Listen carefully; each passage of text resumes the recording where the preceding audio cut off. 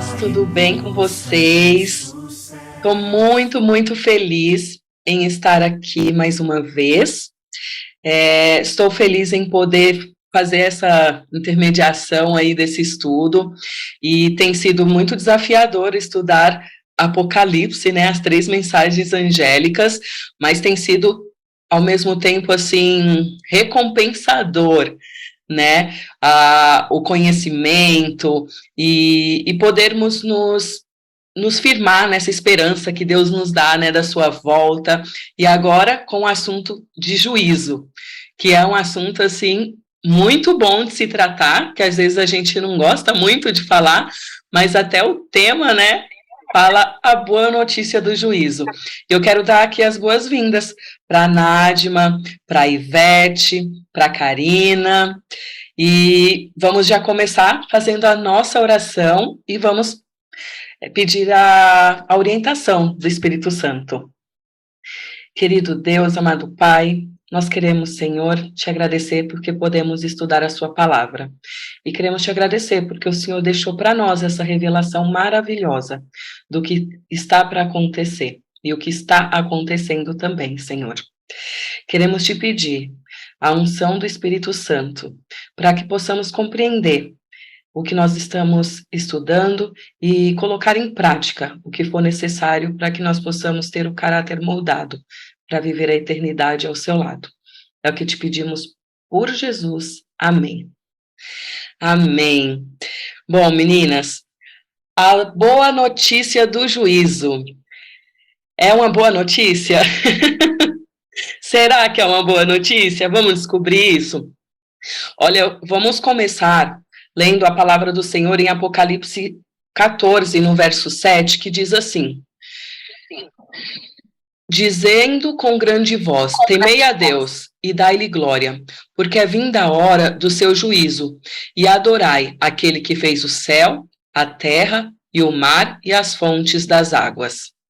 É um dos meus versos preferidos da Bíblia, porque eu fico imaginando assim a glória de Deus, porque ele é criador. E aí esse verso ele me faz pensar no quão grande, né, é Deus. E ali a gente coloca assim o devido respeito que ele deve ter, né? E tem a questão também de juízo. Será que isso é uma coisa gostosa de se pensar? Quando a gente pensa em juízo, pensa em, vai ser mostrado, né, tudo que eu fiz. Será que vai ser revelado as minhas obras? E aí as minhas obras, elas são o quê? São boas? São más? Será que eu teria vergonha? Quando eu era criança, eu tinha vergonha, mais vergonha do que medo de fazer alguma coisa errada, porque eu ficava pensando assim, nossa, um dia vai ser, Deus está vendo, e um dia se ele mostrar para todo mundo o que eu estou fazendo, então eu tinha muita vergonha de fazer qualquer coisa, que eu falava assim, não, isso eu não teria coragem de mostrar, não, isso não, então isso me fazia ter um certo receio muito grande de fazer algumas coisas, porque eu pensava, Deus ele vai cobrar, Deus ele vai julgar. Só que aí a gente pensa a questão de juízo como algo assim, totalmente negativo, né? Porque o juízo vai vir porque eu fiz coisas erradas. Mas o juízo, ele é algo bom, é algo positivo, que é o que nós vamos estudar. Nós vamos aprender aqui. Por que que é positivo? E a gente vai descobrir isso. Por que que é uma boa notícia? Karina, fala pra gente. O que que significa aí essa hora do juízo? Fala pra gente um pouquinho sobre isso. O que que significa? Qual que é o propósito de ter um juízo? E por que que isso é legal? Por que que isso é uma boa notícia? Gente, boa noite meninas, boa noite para todo mundo aí que assiste aqui esse nosso bate-papo super gostoso. E aí, ideia, eu estava escutando você falar um pouquinho e me vem à mente 2 coisas que eu quero dividir com vocês, né, à luz da Bíblia. Também divido contigo que esse é um dos meus versos preferidos. E quando a gente para pensar no momento, eu gosto muito de trazer o que a Bíblia está dizendo, está falando, e para a gente trazer aplicabilidade para os dias, para os nossos momentos hoje, né? E aí você traz essa pergunta fantástica, o que eu devo pensar do juízo? Ele é positivo, ele é negativo? Onde eu me encontro nisso? Eu devo ter medo? Eu devo ter receio? O que vai aparecer de mim nesse dia do juízo? Então, as duas primeiras coisas que eu gosto de colocar aqui, gente, tem uma corrente muito grande hoje, que permeia aí entre nós, que só fica dizendo lá, Deus é amor, faz aí, vive a vida, tá tudo certo, é tudo bondade, não há consequência, você em algum momento da sua vida, se você aceitar, tá tudo certo e tudo bem. E não é bem isso que a Bíblia diz, muito pelo contrário. A Bíblia nos mostra e nos apresenta o Evangelho, né, nos apresenta a criação, nos apresenta a vinda do Messias, nos apresenta a morte de Jesus, né, e nos apresenta também o juízo. E o que vai acontecer nesse juízo, pensando que a gente está permeando aí toda essa linha histórica que eu falei aqui agora. O dia do juízo é um dia muito importante. É que o juízo não é só um dia em si, ele é acarretado de eventos, né? Mas ali, em especial, Jesus, Deus, né, vai poder mostrar para os outros povos, o mundo todo e para todos os seres criados, de que ele é puramente amor. E de que todo o tempo ele não mediu esforços para que nós pudéssemos herdar a salvação, a vida eterna.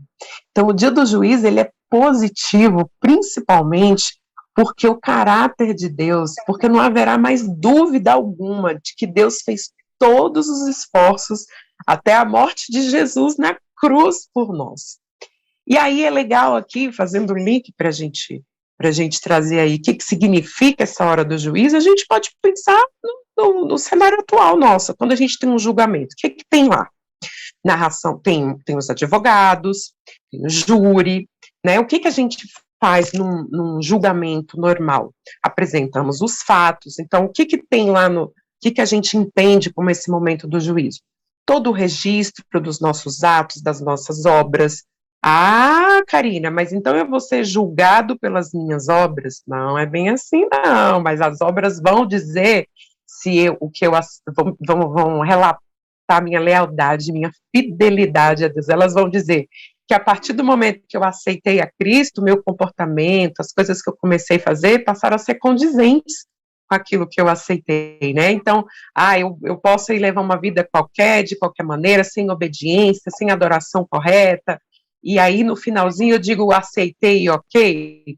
Não é bem assim, o convite não é assim pra gente, o convite é pra gente aceitar, amar, porque salvação é só pela graça, é só por meio de Cristo, não há meios em nós, mas quando a gente aceita, aí significa o quê? Que as nossas obras farão congruência com a nossa fé, com a nossa aceitação. Então, juízo é uma prova também de misericórdia. E essa é a segunda coisa que eu queria falar. Vocês já imaginaram se não tivesse juízo e a gente pensasse assim, gente, e aí, para que final que caminha tudo isso? Vai ficar a revelia? Vai ficar desse jeito mesmo? Os que foram bons, os que não foram. E aí o tempo vai se passando. O juízo mostra, inclusive, que teve início, tem a história e que vai ter um fim. E todos nós estamos convidados ao melhor fim possível, que é o fim do início da vida eterna, que é o fim eterno, né? Mas nós teremos também, viveremos o momento de enxergarmos o fim do pecado, o fim das coisas ruins deste mundo, e onde nós teremos a consciência racional de que todo o amor de Deus, de que todos os esforços de Deus foi dada a oportunidade para cada um de nós seres criados por Ele. Então é muito importante a gente entender o juízo não com temor, mas o juízo como um processo inteiro de uma vida cristã, né? E que pela misericórdia de Deus um dia vai ter um fim. E esse fim poderá realmente, como nós temos livre-arbítrio, ter dois caminhos: a vida eterna e o fim eterno, aquele que a gente chama realmente que é o fim de todas as coisas ruins e o fim do pecado. É isso que eu trago aqui, para que a gente possa entender, inclusive, que juízo é misericórdia. Não tem que ter temor, a gente tem que ter clareza desse significado. Ai, que lindo, é muito bom saber disso. Mas, Karina, enquanto você estava falando, me veio um pensamento aqui. Por exemplo, você falou sobre a gente ter uma vida, né? No Evangelho, aceitar e viver. Mas, por exemplo, o ladrão da cruz, que aceitou a Jesus no seu último momento de vida, ele não teve uma vida de evangelho. Boa, boa, porque eu acabei construindo toda uma jornada, né? Assim como, Débora, muitos outros casos vão ser citados e nós vamos ter grandes surpresas nesse julgamento. É que Deus vai julgar também toda a nossa intenção, nosso coração, nosso arrependimento e a nossa confissão dos nossos pecados. Então, quando você traz o exemplo do ladrão na cruz, o que Deus deseja de nós? Eu vou responder com uma pergunta. Não, vou concluir também, vai. Ele deseja que a gente genuinamente reconheça Cristo como nosso Salvador, confesse os nossos pecados humildemente, para que a gente possa o quê? Herdar a vida eterna. Então, eu posso ter uma jornada? Posso. E eu posso acreditar em Jesus, confessar meus pecados, me arrepender no último minuto?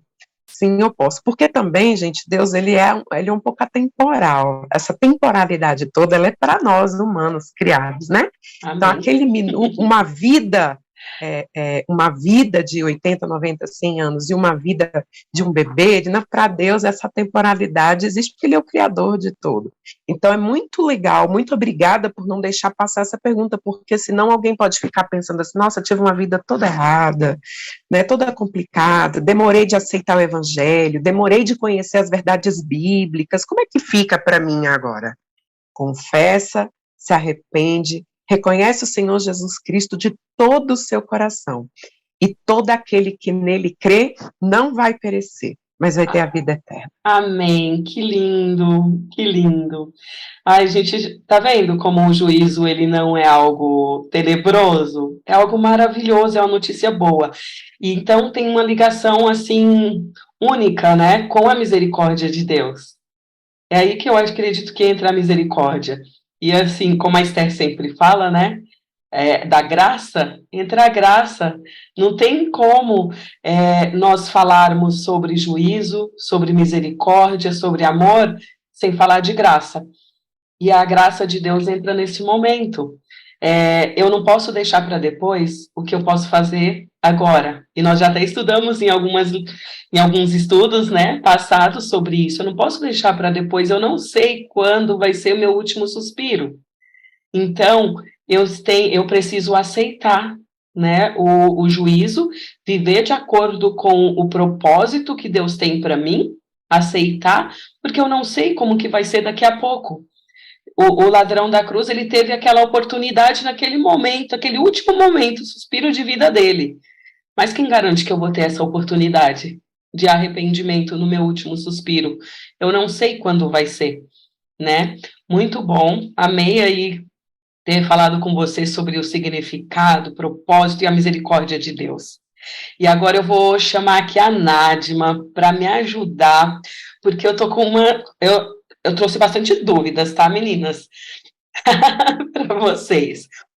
Daniel e Apocalipse são livros que se complementam. Me fala um pouquinho sobre isso. Me fala assim, me conta sobre essa questão aí, o resultado do juízo. O que tem a ver, Daniel? O que tem a ver com Apocalipse? Me fala, Nádima. Eu quero saudar cada um também, porque esse estudo é muito importante. Porque nós somos finitos e a gente sempre faz alguma coisa esperando que vai ter um final. E vai ter. E como a Karina falou, às vezes a gente fica assim, será que eu fiz tudo? Então pensa assim, é prova final. Sabe aquela prova que pegou a matéria inteira dos 3 anos do ensino médio, falou assim, vem para a prova final. Aí o professor te chama e você tá assim, né? Nossa, eu acho que acertei, mas eu não tenho certeza. Ele fala assim, olha, o que aconteceu? Você zerou. É um 0 que você tem. Aí, imagina Você entrou na cena, né? Aí você, naquela hora, fica em pânico, falando, nossa, e agora? Ele fala assim, mas eu vou colocar o 1 aqui, porque eu sou o número 1. Eu ponho na frente do seu 0 e tá tudo bem. Isso é juízo final. Só que, como a Karina falou, tem gente que está abusando do 0, sabe? Não está estudando para a prova final, não está querendo fazer nada, sabe? Fala assim, depois ele vai me dar um 1 mesmo? Não é bem assim. Então, tudo que Deus faz, tudo que Jesus faz, ele anuncia, entendeu? Anuncia, ele fala antes. E ele escolheu a dedo algumas pessoas. Quem era Daniel? Um jovem que foi levado cativo para a Babilônia, para lá ele poder, naquele reino, se mesclar a cabeça dele e ele participar daquele reinado como um jovem sábio, como ele era, mas para ajudar naqueles projetos que eles tinham. Ele não se contaminou. Ele se manteve firme. Ele e os seus coleguinhas, que passaram até pela fornalha. Então, é gente que sentiu na pele. E Deus o chama, o pinça e fala assim, filho, eu vou mostrar a você tudo o que vai acontecer. Só que a didática de Deus, ela é super interessante. Ele começa mostrando coisas diferenciadas. Então, ele começa com uma estátua. Você está entendendo, Daniel? Olha a cabeça, olha o peitoral, o que cada coisa significa. Era como se fosse uma viagem que Daniel fazia, e ele ia entendendo. Apocalipse, quem está lá, que foi o pinçado? O João, aquele que foi, né, no tachinho lá de óleo quente, também passou por provas, e Deus falou, filho, eu vou mostrar para você, eu quero te mostrar tudo o que vai acontecer. Então, Daniel e Apocalipse, eles se complementam, só que eles têm visões diferentes, dentro da didática de Deus, para mostrar para nós que nós somos finitos, que nós temos um começo, tem um meio, só que o nosso fim pode ser o trampolim para a vida eterna. É esse o diferencial. E eu achei muito legal. Agora, voltando a essa questão do juízo, eu não sei vocês aqui, né, mas, de maneira geral, nós somos justiceiros. Nós queremos ir atrás da verdade. A gente não suporta alguém que, sabe, que foi injustiçado, a gente tem indignação. Quando formos chamados para esse momento de juízo, vai ser revelado toda a verdade. Sabe, alívio? É isso que eu penso. Ufa! Deus triunfou. E olha que interessante, Jesus, ele vai estar acompanhado de todos os seres que já estão vivos, que já tem muitos que estão lá no céu, e outros em outros lugares também. Todo mundo está de olho aqui no planeta Terra, porque todos eles conhecem Jesus, sabe quem é Jesus, sabe do amor de Deus e de Jesus. Então, quando alguém lá no início colocou em dúvida esse amor, e agora? E eles acompanharam toda essa história. E olha que desfecho. Então, esse é o grande final. E olha o que eu achei interessante aqui no nosso guia, ele diz bem assim, ó, tá? O certo vai prevalecer, a verdade vai triunfar, a justiça vai reinar. E essa é uma das cenas mais maravilhosas que nós vamos ver, porque nós vamos ter certeza, sabe aquela plenitude de paz, de tranquilidade? Ufa, acabou o mal, acabou a injustiça, acabou tudo que é ruim. Então, não vamos pensar no cena do juízo só assim,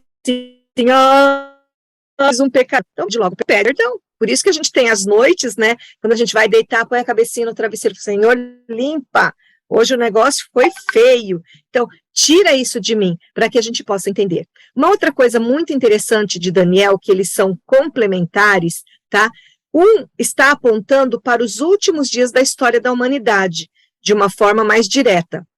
E o Apocalipse, além de apontar também, ele fala do juízo. Tipo, vai ter fim, sim. Então, presta atenção, vamos viver de acordo com o time que a gente escolhe estar, né? Se eu escolho o time que já é vencedor, então eu tenho que batalhar dentro desse time. E isso eu achei muito interessante.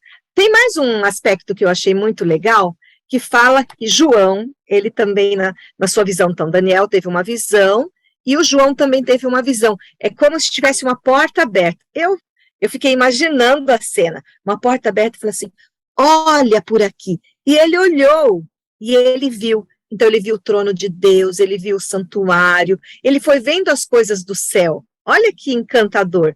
E ele viu uma coisa muito interessante, tá? Ele viu os 24 anciãos. Na realidade, não se tem assim bater o martelo em cima, o que seriam esses? Mas possivelmente eles representem uma das categorias dos salvos.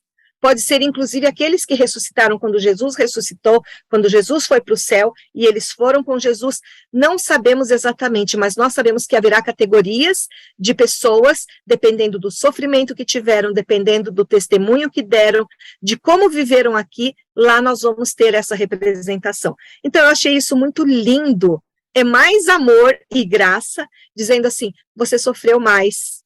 Por exemplo, eu não tive, e espero não ter nenhuma doença. A Ivete já teve uma doença. E foi terrível, né, Ivete? Então, o que a gente pensa? Cada um teve um tipo de sofrimento. Cada um teve a sua cruz para carregar. E é dependendo disso, como eu agarrei nessa certeza de que com Jesus está melhor, aí eu vou ter essa representação lá. Eu gostei muito disso. Então, não fiquem com medinho do juízo, tá bom? Todo mundo. Ai, que lindo! Então, assim, a gente consegue ter até um vislumbre, assim, de como que vai ser o céu, né? Quando a gente estuda sobre o juízo, a gente vê que é maravilhoso isso. Ivete, vamos lá. Jesus, ele é o único digno de abrir o livro do juízo. Fala pra gente um pouquinho sobre isso. Como assim tem alguém digno para abrir o livro do juízo? E o juízo, assim, e como que é essa questão da resposta final para esse problema do pecado que a gente vive? E por que, aí você vai vai entrar mais uma vez nessa, né, do porquê que é uma boa notícia o juízo.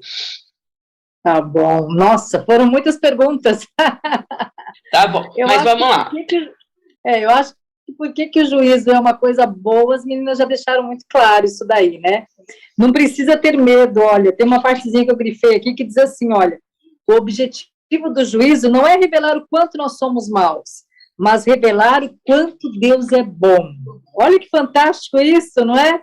Lindo! Nadma, eu como você, eu também fiquei viajando, assim, com João, né? O João estava naquela ilha de Patmos, teve a visão, ouviu Cristo falando atrás dele, né? Dando a visão para ele, depois o anjo vem para esclarecer. No dia de sábado isso aconteceu, a Bíblia diz, no sábado, João teve essa visão, e eu imagino ele olhando assim pela porta e vendo o santuário, né? O lugar santo e o lugar santíssimo, porque diz lá que ele viu a presença de Deus. E a arca da aliança, o Shekinah, ficava no lugar santíssimo, que era a presença de Deus. E ali ele vê anjos, mas não como nós estamos acostumados, né? Anjos de 2 asas.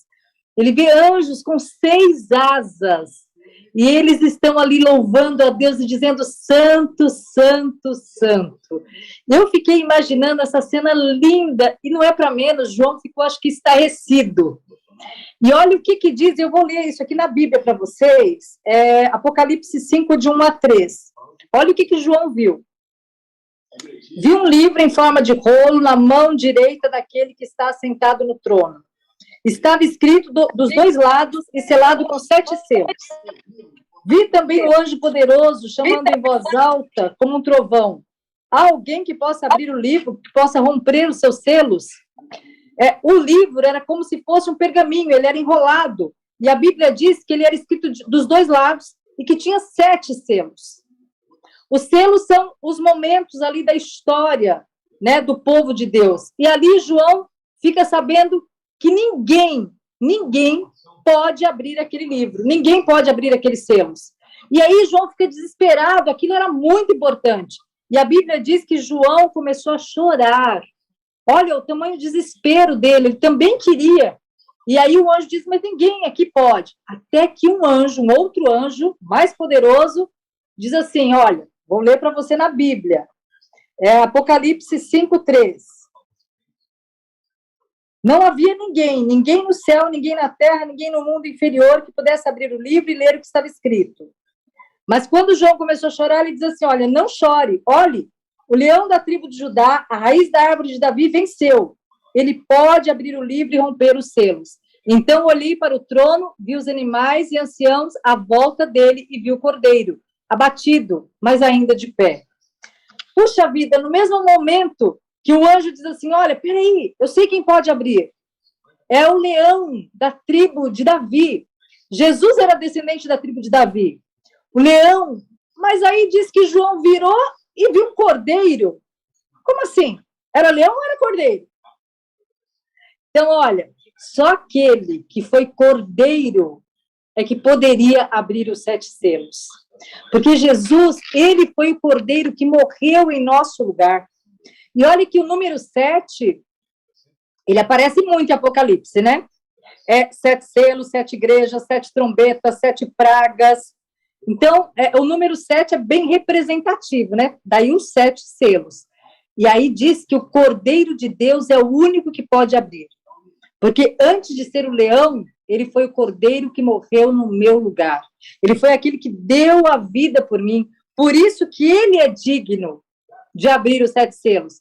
E olha que interessante, Jesus sendo comparado ao cordeiro, aparece mais de 29 vezes no Apocalipse. Olha que maravilhoso. Não é, Débora? Lindo, muito bom. Nossa, a gente percebe que o fato do juízo chegar é algo maravilhoso, porque vai acabar, né? E eu amei essa frase que você falou, que o juízo, ele não é para revelar o quanto eu sou mal, é para revelar o quanto Deus é bom. Acho que a gente podia, sabe, concluir com esse pensamento, porque eu achei que resumiu perfeitamente tudo que nós estudamos, né? Não é para revelar a minha maldade, é para revelar o quanto Cristo é bom, quanto o caráter de Deus que está sendo mostrado. Eu gostaria que a Nádima fizesse aí uma oração para a gente, com esse pensamento aí maravilhoso da revelação do caráter lindo de Cristo.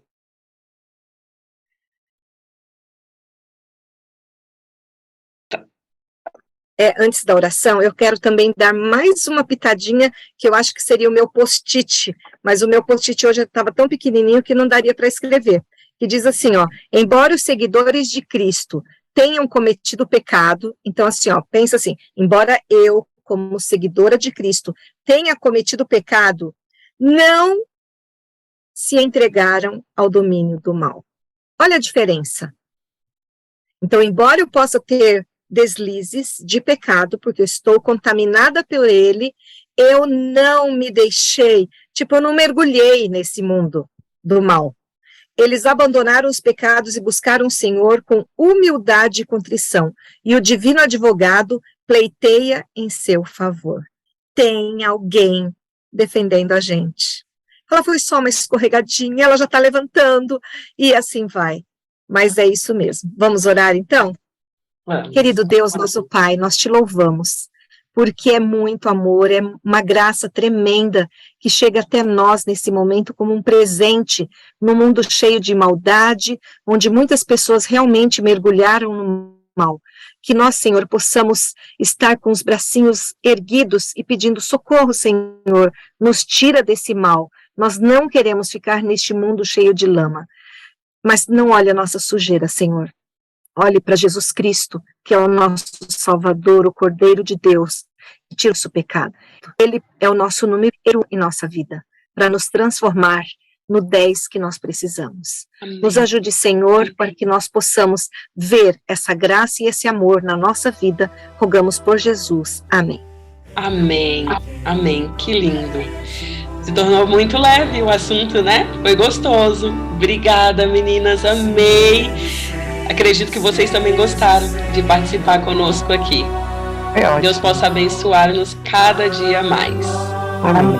Um abraço, meninas. Tchau. Tchau.